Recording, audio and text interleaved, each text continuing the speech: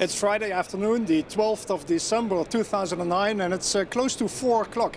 The European Union summit here in Brussels ended just about 2 hours ago with an agreement on climate change, on the Lisbon Treaty, and also on how to save Europe from the economic crisis.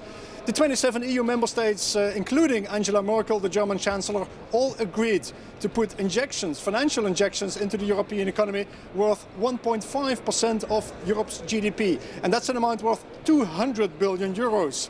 And they made that promise while also reiterating the promise they made 2 years ago to save Europe, save the climate, basically cutting the carbon dioxide emissions by 20% in the year 2020. Some people expected some concrete measures on actually how to achieve that at the summit over here, but those concrete measures still have to be presented by the EU leaders. And then finally there was the thorny issue of the Lisbon Treaty. Ireland rejected the Lisbon Treaty in a referendum back in June.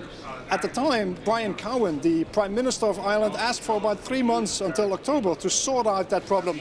He didn't manage to do so in October, but he did manage to do so by now. The EU leaders basically agreed to make a bunch of concessions to Ireland that would enable Ireland to put the Lisbon Treaty to vote again in the second half of 2009. And one of the concessions that the EU member states agreed on is, for instance, that every member of the EU will have a member of the European Commission. So we'll not have that lean and mean, effective European Commission with only 15 members, 15 commissioners as envisaged in the initial Lisbon Treaty, but we'll continue here in Brussels with a European Commission that have at the moment 27 members and that may in future may even have more than 30 members.